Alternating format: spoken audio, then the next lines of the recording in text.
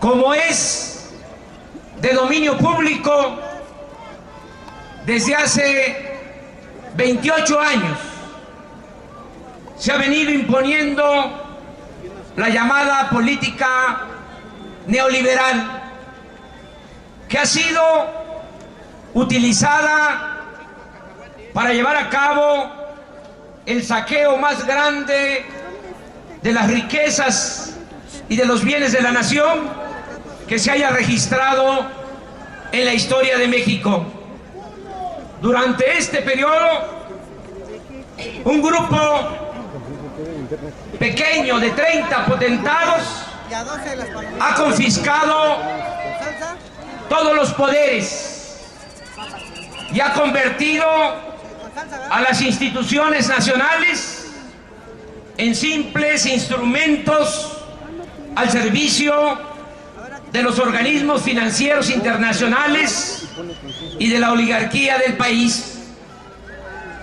Tal es el caso del Poder Legislativo, que durante todo este tiempo se ha dedicado a aprobar reformas a la Constitución y a las leyes para legalizar los despojos y los abusos de unos cuantos en contra de la mayoría del pueblo y de la nación.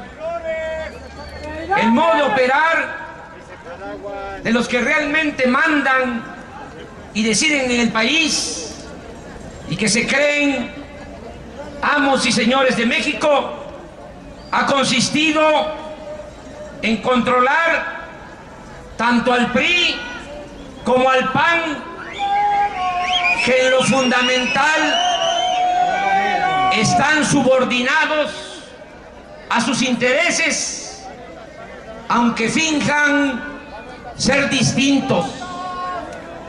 Estos dos partidos se pueden pelear cuando se trata de elecciones municipales o estatales, incluso en asuntos no relevantes, pero cuando está de por medio mantener la política de opresión, de corrupción y de privilegios, siempre los juntan y los ponen de acuerdo. Para comprobar lo que aquí estoy sosteniendo, hagamos un recuento de las infamias legislativas del PRIAN. En mayo de 1989, aquí, al inicio del gobierno de Carlos Salinas, se aprobó en esta Cámara el Plan Nacional de Desarrollo 1989-1994, que permitió la venta de las empresas públicas al sector privado. Así, solo en ese sexenio se entregaron 250 grandes empresas paraestatales. Me refiero al remate de Telmex, de Mexicana de Aviación, de Televisión Azteca, Siderúrgica Lázaro Cárdenas, Altos Hornos de México, Astilleros Unidos de Veracruz, Ingenios Azucareros, fábricas de tractores, automóviles y motores, de cemento, de tubería, maquinaria, entre muchas otras. El 27 de junio de 1990, aquí se reformó el artículo 28 constitucional y se eliminó el párrafo quinto que reservaba al Estado la prestación del servicio público de banca y crédito. Con esta modificación, en 13 meses, del 14 de junio de 1991 al 13 de julio de 1992, se entregaron 18 bancos que eran propiedad de la nación. Es necesario señalar que quienes se quedaron con las empresas y bancos de la nación, del pueblo de México, fueron gentes cercanas a Salinas, que ahora aparecen en la lista de los hombres más ricos del mundo y, como es obvio, forman parte del grupo dominante en el país. El 6 de enero de 1992, aquí se modificó el artículo 27 constitucional para promover la venta de las tierras ejidales. Al mismo tiempo, se dejó de fomentar al sector agropecuario y se abandonó por completo el campo. El 6 de mayo de 1992, aquí se modificó la ley minera para entregar concesiones para la explotación del oro, la plata y el cobre a particulares hasta por 50 años. Se eliminaron los límites de la superficie que podría ser concesionada. Se derogó el impuesto a la extracción de minerales y se dio lugar a la privatización de unidades y plantas mineras del sector paraestatal, como fue el caso de Cananea. Además, en ese sexenio se entregaron 6.600.000 hectáreas de reservas mineras nacionales, básicamente a 3 consorcios del país: Peñoles, Grupo México y Carso. Y esta misma política ha continuado hasta la fecha. En el último informe oficial disponible de diciembre de 2009, se señala que se han concesionado en todo este periodo 25.386.000 hectáreas del territorio nacional, es decir, el 13% de todo el territorio de nuestro país. No está de más decir que solo durante el porfiriato se había llevado a cabo semejante enajenación de suelo patrio.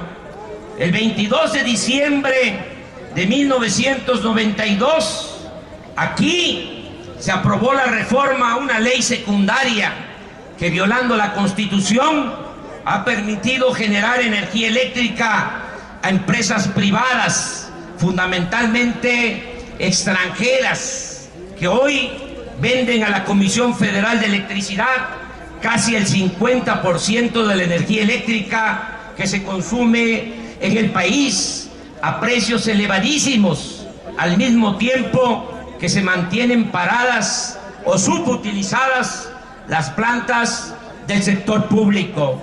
Para ello, cada año las empresas privadas extranjeras reciben 80.000 millones de pesos del presupuesto público. No podemos olvidar que por esta política de privatización, que es sinónimo de corrupción y de tráfico de influencias, se han cometido grandes injusticias, como el despido desalmado y doloroso de 44.000 trabajadores del Sindicato Mexicano de Electricistas. El 5 de marzo de 1993, aquí se aprobó la reforma al artículo 3º constitucional que limitó la gratuidad de la educación pública solo a nivel de primaria y secundaria, y se dejó al mercado, como si fuese una mercancía, la educación media superior y universitaria. A partir de entonces, cada año se rechazan a 300.000 jóvenes que son excluidos, y para justificar este absurdo se implantó la mentira de que los jóvenes no pueden ingresar porque no pasan el examen de admisión, cuando en realidad lo que sucede es que no hay cupo en las escuelas públicas por falta de presupuesto. Baste decir que en los últimos 20 años, como consecuencia del abandono de la educación superior por parte del Estado, la matrícula de escuelas privadas creció de 16 a 37%, mientras que la pública se redujo de 84 a 63%. El 18 de marzo de 1995, aquí, la mayoría del PRI aprobó el aumento del IVA del 10 al 15%. El 12 de mayo de 1995, aquí se aprobó la reforma a la ley reglamentaria del servicio ferroviario para privatizar los ferrocarriles nacionales de México a empresas nacionales y extranjeras. Hubo tanto descaro en este atraco que al terminar su sexenio, el presidente Zedillo se fue a trabajar como asesor del Consejo de Administración de una de las empresas que se quedó con la mayor parte de la infraestructura ferroviaria del país. El 23 de mayo de 1996, aquí se aprobó la ley de los sistemas de ahorro para el retiro, que permitió a operadoras financieras, privadas, nacionales y extranjeras, administrar sin transparencia, con altos costos de operación, con baja rentabilidad, las pensiones de millones de trabajadores que no dejan de vivir en la incertidumbre por el manejo nada seguro de esos fondos. El 12 de diciembre de 1998, aquí, con 327 votos del PRI y del PAN, se aprobó el FOBAPROA, que convirtió las deudas privadas de unos cuantos empresarios y banqueros en deuda pública. En la actualidad, esta deuda asciende a 1.300.000 millones de pesos.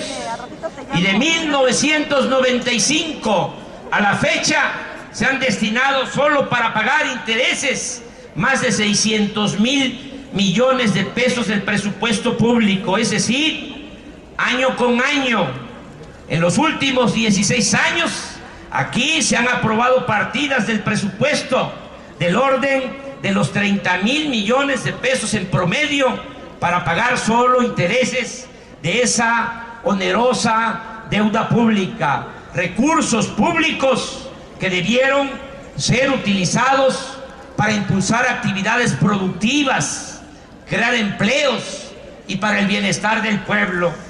El 8 de diciembre de 2005, durante el foxismo, aquí se modificó la ley de impuesto sobre la renta para conceder el privilegio a las grandes corporaciones económicas y financieras de diferir, de no pagar impuestos hasta por el 100% de sus contribuciones. El 22 de marzo de 2007, aquí se aprobó la modificación a la ley del ISSSTE, que entregó las pensiones de los trabajadores al servicio del Estado, a los intereses de los banqueros. Los trabajadores pagarán más por sus pensiones y al final recibirán menos. El 24 de octubre de 2008, aquí se aprobó la ley de petróleos mexicanos para dar lugar al otorgamiento de contratos incentivados, así les llaman, a empresas privadas, nacionales y extranjeras, para la explotación del petróleo mediante la asignación de áreas o bloques del territorio en exclusiva hasta por 25 años. Actualmente ya se están suscribiendo contratos de este tipo para la explotación de yacimientos en Tabasco, lo cual ha llevado a 5 presidentes municipales de ese estado a presentar una controversia constitucional por tratarse de una flagrante violación al artículo 27 constitucional. Por cierto, la Suprema Corte, que está también al servicio de la mafia del poder, acaba de rechazar esta controversia, argumentando que dichas autoridades, entre comillas, carecen de interés jurídico, aunque se apelará a este fallo, y los legisladores de nuestro movimiento lograron también que esta Cámara presente otra controversia constitucional con el mismo propósito. Aquí, tras un acuerdo político entre Calderón y Peña Nieto, el 20 de octubre de 2009, los diputados aprobaron la ley de ingresos, en la que aumentaron el IVA del 15 al 16%, incrementaron el impuesto sobre la renta de 28 al 30% y autorizaron los aumentos mensuales a las gasolinas, el diésel, el gas y la luz. Considero que con este recuento de infamias queda lo suficientemente claro para quien trabaja la mayoría de los legisladores que se hacen llamar representantes populares. Solo agrego, entre otras ignominias, para que no se olvide que aquí se quemaron las boletas electorales de 1988 y en el 2006, después del fraude electoral, Felipe Calderón, con la complicidad del PRI, entró por la puerta de atrás a este recinto, símbolo de la indignidad y del sometimiento. Por eso estamos de nuevo aquí, para evitar un nuevo agravio a los trabajadores y al pueblo de México, ante el intento nuevamente del PRI y del PAN de reformar la Ley Federal del Trabajo. Se trata de la misma agenda de las llamadas reformas estructurales, reforma fiscal, le llaman, a cobrar impuestos al pueblo raso, a los trabajadores asalariados, a los pequeños, medianos empresarios, y mantener los privilegios de las grandes corporaciones que no pagan impuestos. Le llaman también a esas reformas estructurales, dicen reforma energética, que no es más que la privatización de la industria eléctrica y del petróleo. Reforma educativa, como ya lo expresé, significa poner al mercado la educación pública para que estudie nada más el que tenga para pagar una escuela privada, que estudie el que tenga para pagar una colegiatura. Aquí vuelvo a decir que no estamos en contra de la educación privada. El que tiene para pagar una escuela privada está en su derecho, pero el gobierno, el Estado mexicano está obligado a garantizar la educación pública, gratuita y de calidad en todos los niveles escolares.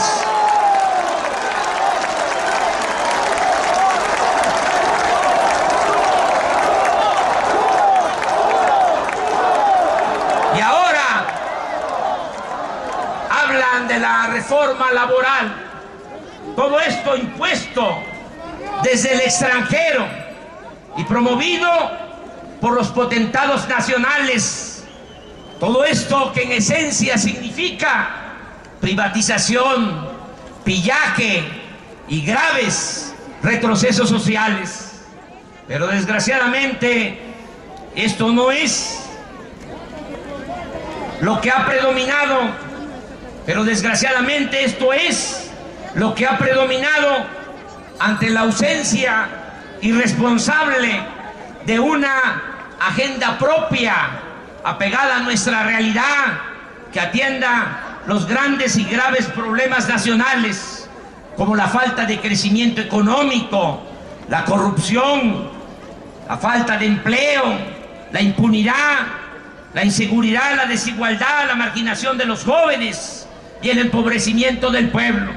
Estos serían los temas principales que se deberían de estar tratando en esta Cámara de Diputados, no la agenda impuesta por los buitres del capital internacional con la complicidad de la oligarquía de nuestro país. Cabe mencionar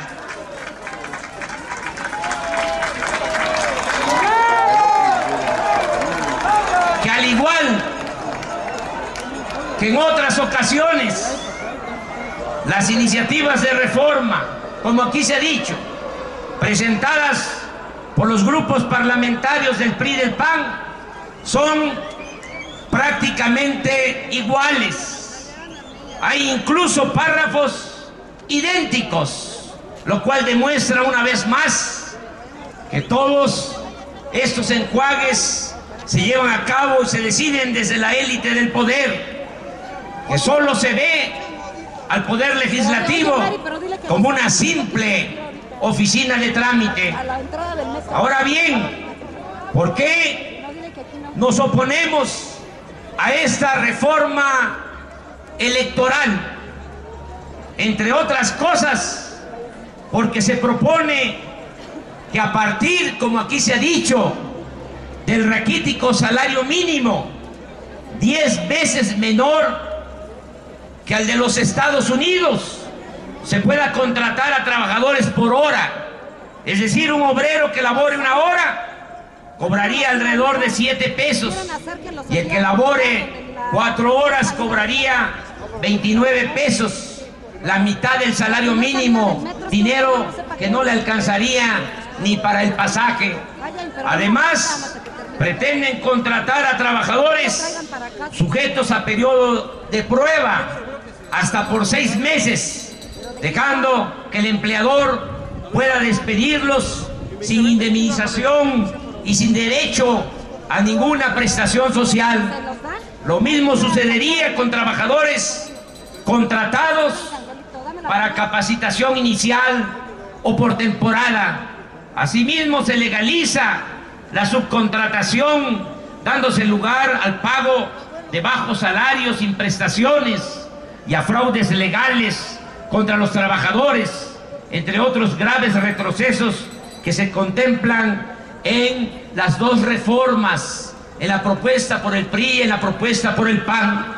Estamos aquí porque había la intención de aprobar esta reforma en sigilo, en silencio, sin que la gente supiera nada, aprovechando mañosamente la Semana Santa.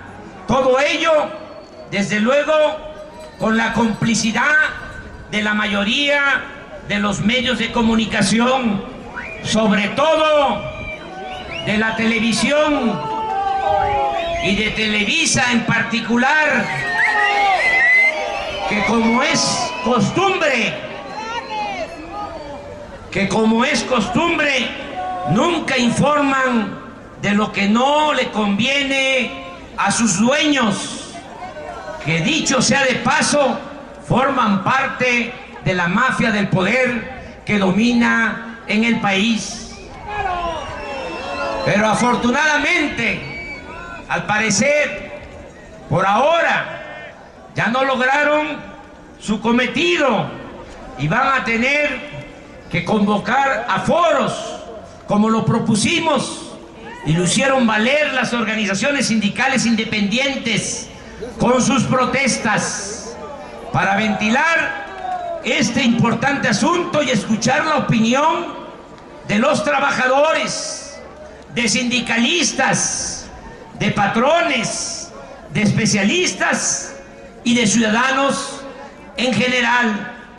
De modo que no ha sido en vano expresar nuestra inconformidad, sobre todo a partir del 31 de marzo, en que los legisladores de nuestro movimiento, a los que felicito en este acto por su actitud congruente,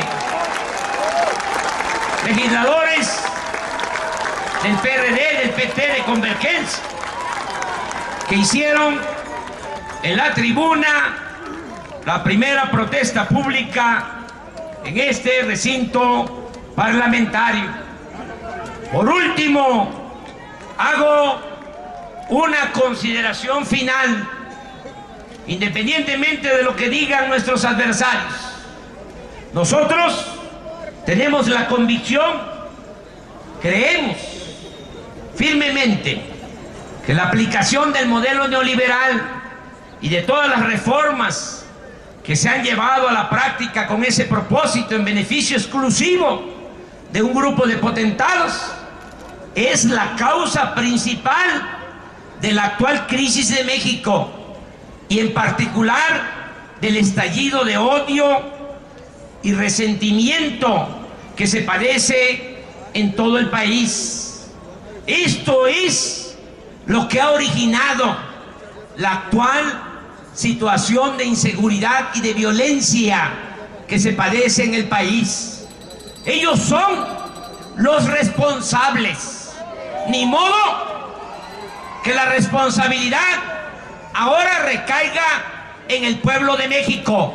De ninguna manera. Los responsables de la actual tragedia nacional tienen nombre y apellido. Son los integrantes de la mafia del poder que por su ambición desmedida están destruyendo al país y están desgraciando a la mayoría de nuestro pueblo. Por eso estamos aquí. Tengamos en cuenta que con todas estas contrarreformas no solo se genera más concentración de riqueza en unas cuantas manos, no solo se produce más pobreza, sino también se provoca más resentimiento y más tirantez social. Se está atentando constantemente contra el pacto social, se está atentando contra la paz y la estabilidad social y política de nuestro país. Por eso resulta inaudito, increíble, que quienes son los responsables de la tragedia nacional insistan en mantener la misma economía de élite a costa del sufrimiento y de la destrucción de nuestro país. Amigas y amigos, sigamos defendiendo al pueblo y a la nación, pero al mismo tiempo sigamos trabajando con dedicación y entusiasmo en la organización de nuestro movimiento Regeneración Nacional, Morena, que es, aunque no les guste a nuestros adversarios y mucho menos a los de la mafia del poder, la única opción, la única esperanza para millones de mexicanos. Por eso sigamos trabajando con una mano, como ahora, defendamos los intereses del pueblo, el patrimonio de la nación, y con la otra mano vamos a seguir organizándonos desde abajo para fortalecer nuestro movimiento y lograr la transformación del país, lograr el renacimiento de México, lograr sacar a México de este atolladero, sacar a nuestro pueblo de la pobreza, de la marginación, de la inseguridad y de la violencia.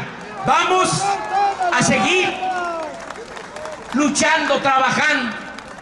Ocupemos la mayor parte de nuestro tiempo en hacer labor de orientación y concientización. Tenemos que convencer a más gente sobre la autenticidad de nuestro movimiento, sobre la autenticidad de nuestras intenciones. Que nadie dude, no somos iguales, porque ahora con esta crisis muchos pierden la fe y otros se dedican a decir que todos son iguales. No, nosotros no somos iguales. Nosotros no mentimos, no robamos, no traicionamos al pueblo, y vamos a lograr el renacimiento de México.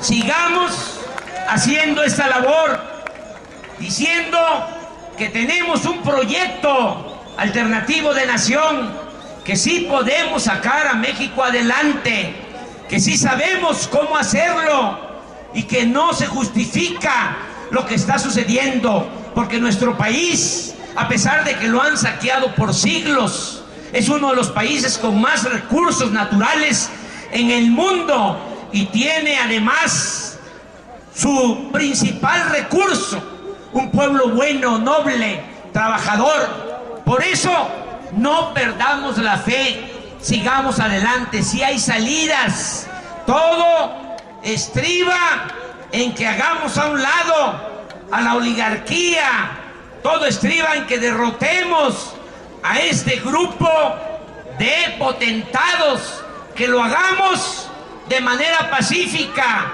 sin violencia, que les ganemos en buena lid, con la participación organizada del pueblo, para establecer en México una auténtica, una verdadera democracia, un gobierno del pueblo y para el pueblo, para que de esta manera se distribuyan con justicia las riquezas del país, alcancen a todos, se mejoren las condiciones de vida, las condiciones de trabajo, y que de esta forma vuelva a recuperarse la felicidad de nuestro pueblo. Sí, vamos a lograr el renacimiento de nuestro país, lo vamos a lograr entre todos, desde abajo, a partir del criterio de que solo el pueblo salva al pueblo, solo el pueblo puede salvar a la nación. Vamos hacia adelante, amigas y amigos. Muchas gracias de todo corazón por estar aquí a esta hora, resistiendo el sol, pero vale la pena luchar. Los pensionados, los ancianos respetables de una organización tienen un lema extraordinario. Dice: dejar de luchar es empezar a morir. Felicidades a todas y a todos ustedes. Por eso nos sentimos fortalecidos y les decimos de manera particular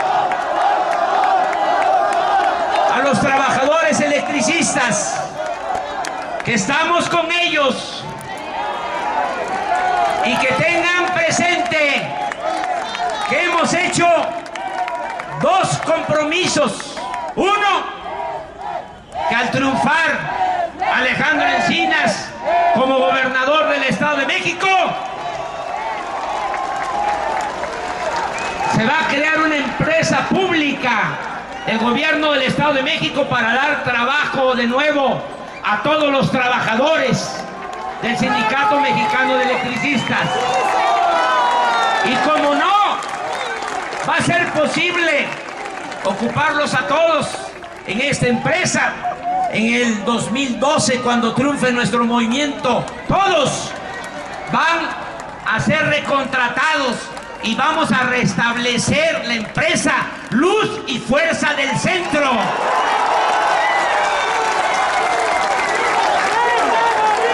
Es un compromiso que estamos haciendo.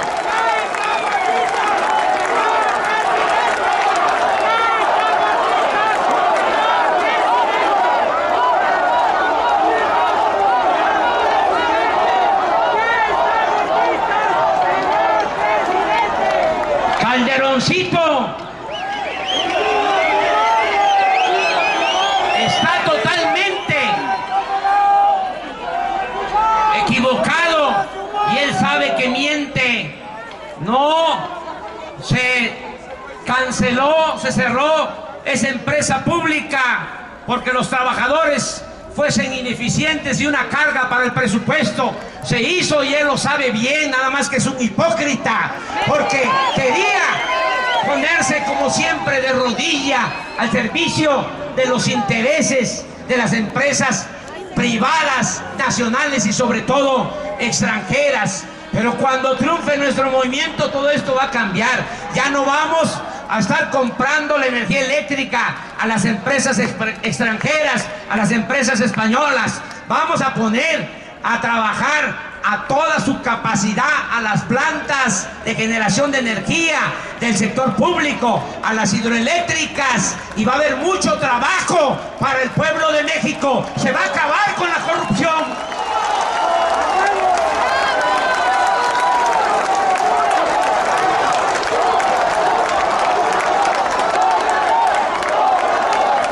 Y lo mismo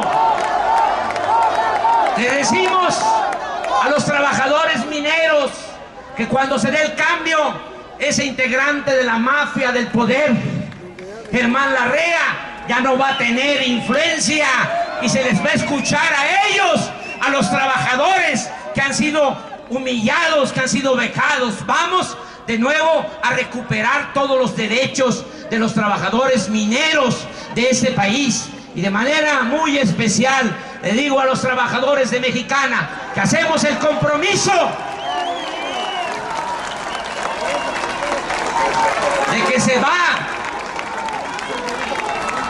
a restablecer su fuente de trabajo, que van a tener de nuevo su empresa, porque ya no va a haber el predominio de Gastón Azcárraga, otro miembro de la mafia del poder, que como le ayudó a Felipe Calderón en el fraude electoral, le permitió que saqueara a Mexicana y que despidiera a los trabajadores. Todo esto se va a corregir, todo esto lo vamos a revisar. Quiero que quede muy claro, se va a aplicar la Constitución, porque ese es nuestro programa. La Constitución nada más se respeta en la forma, pero se viola en el fondo. Esta mafia ha establecido una república simulada, falsa, una república aparente. Nosotros vamos a hacer valer la Constitución y sobre todo el artículo 27, ese que señala que es la nación la dueña originaria de las riquezas de nuestro país, para beneficio de los trabajadores, para beneficio del pueblo de México. Me dio gusto estar con ustedes. De nuevo